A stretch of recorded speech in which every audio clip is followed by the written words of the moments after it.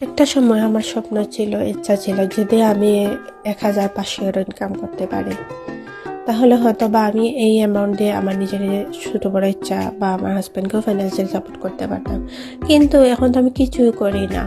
আমার সংসার আছে, সন্তান আছে, বা কোনো সময় আমার বাইরে গিয়ে কাজ করার এক্সপিরিয়েন্স নাই, পর্দা মেনটেন করে করতে পারবো না। তাহলে আমি কি কখনোই কোনো দিনও কিছু করতে পারবো না? আমার জন্য কি কোনো অপরচুনিটি আছে কি না যেটা আমি করতে পারবো আমার ঘরে বসে আমার পর্দাকে মেনটেন করে, কোনো এক্সপিরিয়েন্স ছাড়া?